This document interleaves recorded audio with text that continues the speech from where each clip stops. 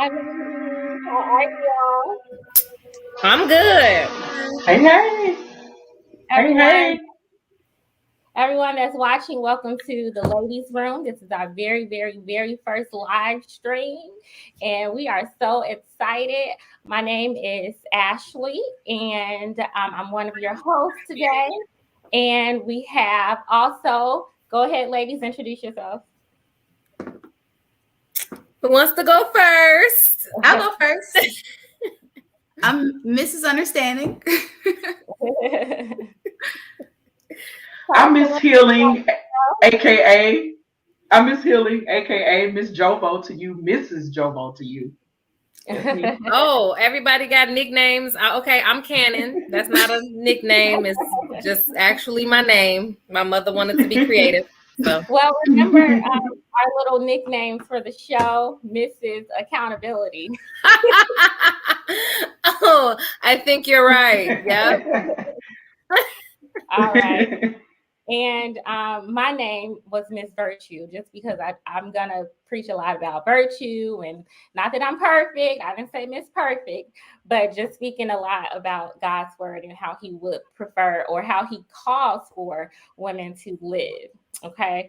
But you guys will get to know who we are as the show goes on. We are so excited, and we're just going to jump right in with our topics today. So the first topic in the form of a question is divorce ever okay? Is divorce Mm, ever okay? Who wants to take mm, that one first? mm, mm, Jump right in, mm. y'all. Okay, I'll start. Of course it is. Mhm. Okay. There are a number of different reasons why divorce would be okay. I think that of course when it comes to like domestic violence, things like that, I think even emotional abuse, divorce is okay. I think in even some instances where other people may say, well, that's not a reason. um I think incompatibility, like if you are in like, if y'all just can't figure it out, if y'all just not compatible, and y'all like having war like every day, then I think that, that's just life sometimes. Like it's, everything is not always permanent. And just because you married somebody doesn't mean that that's what it was meant to, that was meant to happen. I just don't believe that. So Okay. yeah, I think it's okay sometimes. Okay. Mhm, mhm, And mhm, ladies, Mrs. Jobo, what do you think? mhm. I think divorce is okay, but it's not okay. And I'm gonna explain my answer. Okay. Divorce is difficult, and in my belief, I think it should be a last resort. I do think that when you're splitting up something, it's in terms of feeling is not okay. I don't think anybody is truly okay or feels okay about divorce. But I do have to agree with Cannon when I think when it starts spilling over into certain things into your life, like your everyday daily what's the word I'm looking for? I don't want to say happiness, but your day to day life where you're not feeling content. You're not feeling like I'm in a situation where I either feel safe or I feel like my basic needs are being met or I feel like I'm not being, violated. Then okay, I think that the discussion for divorce should come up only if you've exhausted some other options. Now, when I say that other options, of course, I'm not talking about like domestic violence or abuse, things of that nature. I think that because those things can put someone's life in danger. But I do believe that divorce can be okay, but not okay in the sense of it's not gonna feel okay. It's not gonna feel comfortable splitting from the familiar. But I think that if it's putting your life at risk, I think that you have to have that difficult conversation about you going your way, your partner going their way. That's how I feel about it. Okay. And then two, I think that it depends on what's going on inside of the marriage or inside of of the relationship because for instance, if you're in a situation where there's abuse and neglect, of course, not only is your life in danger, but it might be the lives of your children if you share children, or other family members. There might be some things at stake. So I think that you definitely have to sit down and give it some thought. I tell everybody all the time, when you make these decisions, you have to look at decisions as something that has kind of a trickle effect. It's not going to only affect you, but it's going to affect everyone around Definitely, definitely. you. Right. And Braven, Mrs. aka Mrs. Understanding. What do you think? What are your thoughts? Yeah, I believe divorce is absolutely okay eventually, but this is provided the man has been properly vetted. You can't just marry anybody. However, it is 2021 and you don't get any prize for unnecessary suffering. So, make the move that you see is fit. Okay. All right. Well, I Mm-hmm. appreciate that. I have a few questions for you guys. So, what are some things that we can do to prevent divorce then? So, in the case that you all, this is some areas where, or some situations where divorce is what you all say okay. But I think the goal for most people when they get married is to stay married. Contrary to what, men, I think most women enter into marriages with the hope that it will last. Um, what would you say are some things, and all of you ladies are married, what would you say are some things can be done before and during a marriage to make sure that your marriage doesn't come to a divorce? I'm a big proponent of being flexible and getting counseling for sure, because we're human. Everybody's going to make mistakes. Nobody's perfect. You got to be able to extend grace and take grace, because sometimes we're harder on ourselves than our partner might be. So I'm always down for counseling, before counseling, premarital counseling, and actual marriage counseling. You're never married too long not to get counseling. You don't know everything. Yeah. And you're never married too soon to get counseling either, right? I know I've heard a couple people frown upon that. Like when they find out that a newly wed couple has like started counseling, they think, uh-oh, there's trouble on the horizon, you know. But sometimes people are just challenges, right? They're experiencing challenges and they need help. And from my understanding, those first few years of marriage are unlike every year, following, and they have their own set of challenges and people are getting help. So I just wanted to say that I know a couple people who started counseling and marriage in their marriages early on, you know. So it's like, and to me that makes sense, because it's like, why wait until it's like out of hand? I mean, the thing is that I think that most people need to be in counseling anyway, period, right? Individually. And most people don't go and don't do the work that they have to do to heal childhood trauma, to even really get to know themselves and do all of those things.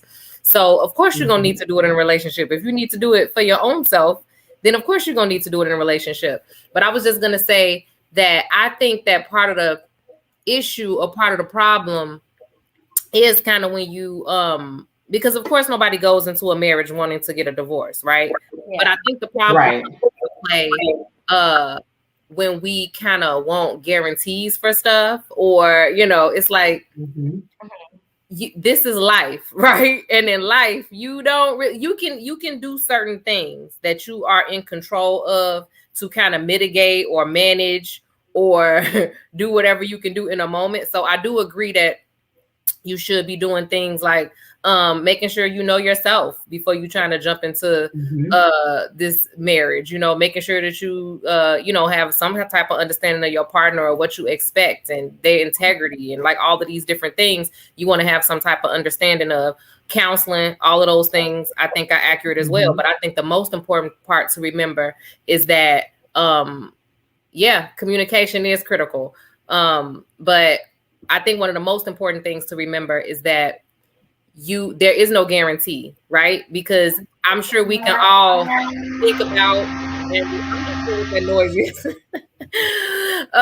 But I'm sure we could all think about and remember, well, I'm almost 40. I'm just gonna put my age out there. I'm almost 40, but I remember being 20, 22, 23, 24, 30, whatever, last year, right? I was different all of those times, right? Because the experiences that you have shape you and mold you. So every day you kind of different. So that part is really stuff that you can't really plan or prepare for, right? I think it's important for us to always, and I think that's why we get blindsided a lot of time, because we think that we just be in shock. We be like, how did I get here? And it's like, that's how life goes. It progresses. You know what I mean? You have to stay on the post. You kind of got to stay in it the entire time. Because if you ever get on autopilot, you will be all the way somewhere else and don't even know how you ended up there. So I think it's important to always stay present. I think that's the most important part. Yes. So that you staying present and intentional. Intentional. I love that. I love that. Gail, one of our viewers, says communication is crucial in a marriage. Having the courage to discuss tough topics with a loving heart.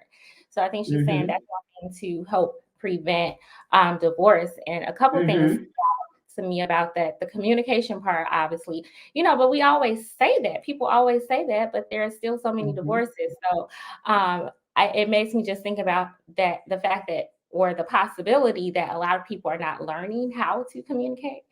And then another thing that sticks out about Gail's comment is that she says having the courage to discuss. And that's interesting to me. I've heard people say having the willingness or the openness or the humility, but she says have the courage. So I find that very interesting. Do you all, what comes to mind when you hear what she wrote?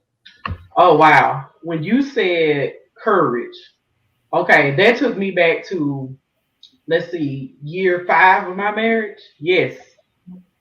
Sometimes we have to say the things that society or these social rules have told us you're not supposed to say that. I grew up with older people, my grandmothers, and my grandma, she was really big on formality and there's a way you say this without actually saying it.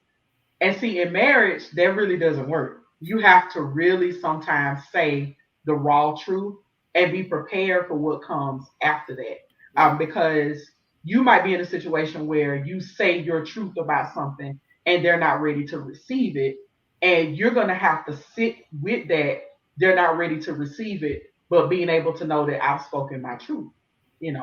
And another thing about communication, a lot of people, and I'm going back to what Ashley Michelle said, a lot of people don't know how to communicate. They don't know what effective communication looks like. They don't. I come from a family of my aunts are very assertive yet aggressive women. I'll say that. Very Southern, very, we're the planners. We put everything together.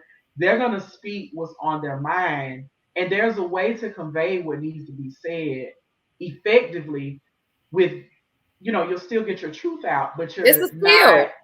Yeah. Yeah, it's a skill. You're not aggressive to the point where all they can do is focus on the aggression and not focus on the message, and I had to learn that in year 5 of my marriage. My husband is the opposite of me, very reserved, very quiet. And when he's had something to say, it's something to say. I'm the talker in the relationship. I had to learn how to listen. I had to learn that silent and listen have the same letters. So I had to learn how to do this, sit back and really hear him. I think that's a big thing as well. A lot of people, again, they think they're communicating with each other. They might be doing something, but it might not be effective communication. I'll just say that. And I had to learn how to effectively communicate. We did the whole thing. We went to therapy, learned about I statements, all of that stuff. And when I tell you that it helped so much. felt so much. I can imagine that. But so, Javonda, let me ask you this. What would you say to Hmm. those people who are like, well, tone doesn't matter? It's the message that matters. What about those people? What would you say? That's What what I I say to do. those people is what I tell my clients who come in to see me for therapy. How you show up matters. How you show up matters. As much as we don't want to really accept that sometimes, how you show up, it definitely does matter. My mentor, because every therapist has a really great therapist that they see. Shout out to Missy Vaughn. Missy Vaughn told me that from day one when she was training me, you know, how you show up matters. Tone matters. Body language, it matters. Mhm. It matters so much. It matters so much.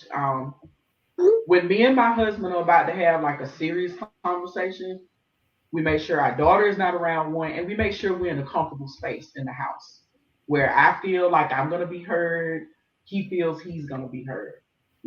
We either sitting next to each other or across from each other, and we're looking at each other. It all matters, you know. And some people may say, oh, you don't have to do all of that. How you show up, it does matter. It definitely does matter. So that's what I would say to those people who say tone does not matter. It does. It absolutely does. Okay. Hmm. Ladies, what do you all think? Everyone else, what do y'all think? No, I mean, I agree with exactly what she said, and also going back to the comment about having courage. I think that it also means, especially when she say to discuss tough topics.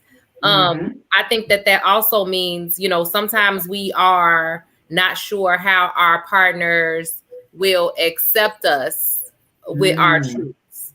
So I think that that's where the fear comes in too when it comes to communication. So sometimes we'll hide things or lie about things or omit things, and stuff like Mhm. that because we're afraid of what our partner may do or what our partner may think or how they'll react. Mm-hmm. And Mhm. that definitely breaks down communication as well. Mm-hmm. So I think that that's what that courage means too, because it's like having the courage to, and also like the trust in your partner. It's like having courage and trust in your partner to Yes. be able to accept your truths, like whatever they Mhm. are, instead of not giving them the opportunity. So yeah. Okay. Yeah. Yeah. I Mhm. agree. I think. Oh, sorry, my bad. Go No, I ahead. was gonna say, what about you? Oh, okay. I just wrote some stuff down. I think the courage part was what stuck out to me the most because normally you hear people say, well, I would go to therapy, but I don't think they want to hear about it. Or every time I bring it up, she want to titter tat me and, well, you did Mhm. this, you did that. And that's the courage part on both ends because it's a woman or man, whoever is doing the tit for tat, you have to be able to accept this is what they feel. You got to trust that they're coming in good faith. They have good intentions. This is just what they feel. It's not an attack. It's not, well, you didn't take the garbage out last week. You just have to take it in. Okay. Mhm. Mhm. And then the other way, that's why I said counseling is so important because it teaches you how you do these things. But if you have a pattern of Yes. blowing up and throwing plates and throwing cups, ain't nobody gonna talk to you about nothing outside of just Mm-mm. relationships. So Mm-mm. it's a part of life in general. Mm-mm. Mm-hmm. Mm-mm. Absolutely. Um, Misunderstanding is right. She hit the nail on the head. And I think, well, you ladies on the panel, you know how I feel about therapy because that's what I do for a living. Skill sets are so important. I think the way that I look at therapy is how we kind of chime in on social media when somebody in our community passes away and there's no insurance policy and there's no preparation, there is no plans. And then we see these GoFundMe accounts, and then it's like, y'all, we need to better prepare ourselves. It's the same thing with marriage and relationships. We need to better prepare ourselves. I love what Cannon said about knowing thyself in the beginning. For me, being a wife meant for me, I had to confront my ego and my personality and really tap into my inner self because that's where my femininity was. I had to really, really, really, okay, counter my personality and my ego. We're all born with one, it develops, that's where our habits, certain things that we pick up along life, that's where they live. But deep down inside at the core of us, there's an inner self that has to be ignited. And I had to learn how to ignite that person. That all started with me going to therapy by myself before I became a wife. So I can figure out what kind of woman I am. Because a lot of women, and a lot of women in our community, we enter these relationships, we don't know who we are. We know we want him, we know we want to take care of him, we know we want to be a wife, we want to be a mom. But then it's like I had to answer the question, who is Javonda after all of that? Who is this wife after all of that? And I had to go individually before and after. Before to find out who I was, and after to make sure I don't lose herself in this wife, mom, therapist, friend, sister, cousin person, who is things to everybody. So I totally misunderstanding hit the nail on the head. We have to prepare. We got to Mm-hmm. prepare ourselves. We can't go into something blinded. Just like my analogy I used a few minutes ago. Somebody dies in the family, no insurance policy, no burial fund, no nothing. People just scattered. Mm-hmm. It's the same thing. We get scattered in these divorce in these marriages, and then we cry out divorce, and it's like, well, you really prepared though. Did you Mm-hmm. manage your expectations? Yeah. You know. And that's one Mm-hmm. thing I think, as a single woman, when Mm-hmm. people say, "Oh, you're not married, you shouldn't even be talking about marriage," or you don't Mm, opinion because you're not married. Now, obviously, I mm, don't have the perspective that a married woman would have, but I think that before we get married, we should be having something to say. We should be having mhm, some idea of marriage and what it's about, what a woman's role is, what a man's role is, how to keep it together. We can't wait until we walk down the aisle to start figuring it out. I think that mm, preparation comes way before you get married. mhm, And so what you were saying just makes me think about that. Even as a single person, you should be thinking and learning, gleaning from married women, married men about what marriage is all about. So you have something so that you're going into it with something. We prepare ourselves for everything else, So I mhm. think that we should be preparing. And I cannot stand, I despise when people make comments like that. Oh, well, you're not married, you don't have nothing to say. And it's like, well, maybe that's why you're struggling in your marriage, because before you got married, you didn't think about these things. You didn't have any Mm, awareness of them. It's like, no, mhm, mhm. you too late once you already have walked down the aisle and you're trying to just now figure it out.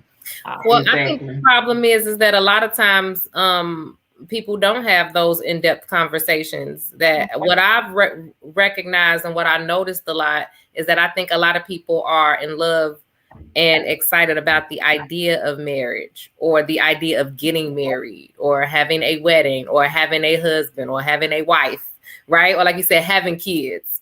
But I'm not, I feel like there's a lot more conversation, maybe because it's a lot more universal when it comes to like prepping, like to be a parent, right? People gonna tell you, they're gonna be like, this is parenting is like this. It's like they got whole programs trying to keep teenagers from having kids, and you carry the fake baby around, and like all of these different things. People are constantly telling you, like, hey, I mean, kids cute, they real cute, but hey, you got they bad. You got to change their diaper. They got their own little person. That like they tell you all of these things. People don't really talk like that too much when it comes to marriage. Like people talking a lot of platitudes stuff like that usually. And then I think people, they make marriage seem more like that's why I don't ever like to look at it like a goal. You know what I mean? Like, oh, okay, I went to school, okay, I got this career that I'm doing this, or I wanted to get a puppy. Like those things are kind of goals. But the reason why I don't look at marriage as a goal is because I think that the work and the commitment that is required for it, Mhm. I think it's something that some people that you may never get, right? But I feel like when you try to fit square pegs into round holes, then that's when you have more problems, because you already have this idea like, okay, I have a goal to get married. So now what you are doing is actively finding somebody to put in that spot for that marriage you want, as opposed to finding somebody and saying, I could see myself working with this person and spending my life with this person and putting in the work with this person. It's the other way around. It's like, well, I want a husband, so let me find someone who could be a husband, right? It's like, I think that's why people run into issues. It's like, you got to be okay with maybe you won't find a husband, right? You know what I mean? Like, be okay with it. I like to tell women when partner, right? And then the marriage comes after you find the partner. I like to tell women they're ready to get married, you should be ready to work, because therapy is the easy part. Putting it into practice, that's the hard part. Not talking about sitting there, yes, sir, you absolutely right. I am listening and I am prepared. That's the hard part. Control that. No. That's what you're doing, active listening. But that's the hard part. You know, people think you're going to walk down the aisle and be in love for the rest of your life. But like I said, you both humans. Y'all going to both make mistakes. You got to have grace. Like they said, courage, all of that. And you sure going to have to, you know, put some practice in it. You got to work. This ain't a fairy tale. And all those people that was, you know, at the wedding, you know, throwing rice and crying and, you know, everybody taking pictures and like, mama happy, right? Everybody happy. My baby married, you know, everybody, you know, looking at you. They are like, oh, she got a husband. They don't got to be in that house every day in that relationship. You do. So that's the important part, not what it looks like for everybody else. Exactly. Okay. So I do want to wrap this topic up, but I want to close out with just kind of like a recap of what we said. But even before I do that, I did want to go back to what you were saying, Cannon, about, you know, marriage shouldn't necessarily be a goal. And I get what you were saying by it, but I do think that, you know, it's okay to desire that. And I think that women should be intentional about marriage. And it's okay to say, I want to be married. You could be single, you know, as a dollar bill, and still say, you know what? Yeah, I want to be married. Okay, well, I have a question for you with that. Yeah. When you say, okay, so if you don't have a person, right, or this partner or this idea of what even this marriage is going to look like, what is the desire to be married to accomplish? Like, if you're a one and you're just like, I want to be married in order to get what? Like, what is it you're looking to receive? So I think that, you know, you got to have an understanding of what you think marriage is, like, and what it actually is. You know, I'm a Christian woman, so my conception of it comes from the Bible, and I pick up things from other Christian people who are married and some who are not married, but are aspiring to be married. And so, you know, that's where my understanding comes from. And I think that God has given marriage a purpose, you know, and obviously that purpose has to do with growing his kingdom, you know, raising young people who will believe in him, you know. So you desire to be married, to have children, to have a family, and for me as a woman, for companionship, you know, for me. Now, I understand that men don't necessarily marry for companionship. That's what I'm gathering from men in general, is that they marry for legacy. You know, they marry for, you know, children, you know, and some men marry to have a helpmate, you know. But as a woman, I think I naturally would like to be married for companionship, you know. And so this is, I don't see anything wrong with saying, you know what, I do want that for myself. Right. So then this is the question that I say. So so basically you're desiring to have companionship, right? Like, it's not necessarily like, oh, I desire to be married, but you feel like marriage is what will give you that companionship. And that's kind of what therein lies, is kind of what I'm saying about the desire to be like, I want to be married. And that's why I think we can set ourselves up, right? A lot of times, because getting married is not going to guarantee you companionship. You see what I mean? So it's like, if you trying to get married for or you gonna have seasons where ain't gonna be no companionship, and then now you're gonna get a divorce because now you don't have that companionship no more. So that's what I'm like, what do you want to get married for? That's kind of what I mean about, like, I never wanted to get married. Like, I never, and I don't mean didn't want to get married like I was adverse to getting married, But I mean, I didn't have anyone that I wanted to go through all of that with. So why am I just sitting here like, I want to give it for what, like for what things? You know what I mean? I think that that's how you kind of set yourself up, because once you get in that marriage, it's just not going to always be companionship. It might not never be companionship. Like y'all may have two totally different ways of existing, right? That you realize once you get into the nitty gritty, or you've been married for 4 years, 5 years, and y'all don't even know each other sometimes, right? Because y'all may be growing at different paces and things like that. But if that's your desire to be like, okay, once I get married, I'm going to have companionship.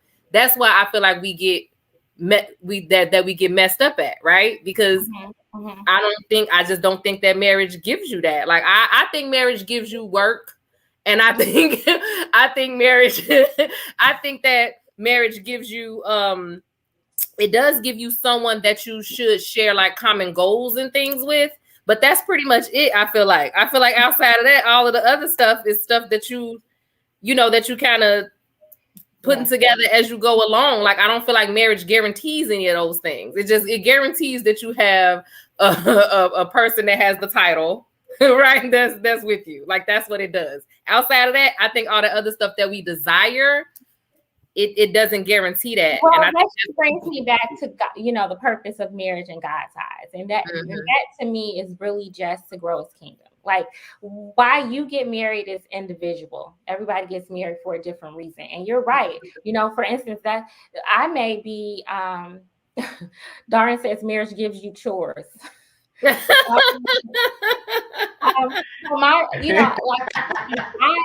do desire marriage for companionship, but I also know there are a lot of married women who don't have companionship. There are a lot of lonely married women. So one person could say, well, that's not a good reason to get married. But, everybody has different reasons for why they want to get married. Some people want to get married for financial stability. Some people get married for things that we would say are silly reasons to get married, or unwise reasons to get married, being, oh, I just need a man. I just want a ring. I just want to say I'm married. They don't always vocalize it that way, but a lot of times that's what it is. So I think that, we all have different motivations for wanting to get married. That's very individual. But for me, I think about the overall purpose of marriage and what it was designed for. And so I think that, some people might have that goal to be married. But I brought that up, Cannon, only just to kind of bring that out and bring out what you were trying to say, which is that, just don't make it like a check mark. Like, oh, I just need to be married. You got to think about what all comes with that. And I think sometimes a lot of women don't do that. They're not thinking about that. They're just thinking about, oh, I need my ring. I got my ring. And it's validation in this society. It's validation for women to say, oh, I'm married, So I just wanted to say that, like, I think the point, and maybe you disagree, but I think the point is that it's okay to have to desire that, but you don't want it to be a goal that you just check off. Like I agree. Yeah, I agree. That's exactly what I'm saying. Yeah. Okay. Yeah. So we have been on this topic for a little longer than I thought we would. Do you mind wrapping up for me, Raven? Just like some thoughts and takeaways really fast. Yeah, absolutely. I kept some notes. I think altogether, we should be flexible. Change. Everybody's going to change. I know, Candy, you mentioned about people being different when they were younger and then they get older. But that's why flexibility is so important, because nobody's going to be the same whether you get married at 30 and then they change at 50. They still change. So therapy is important. Premarital therapy and therapy while in marriage is important. And grace.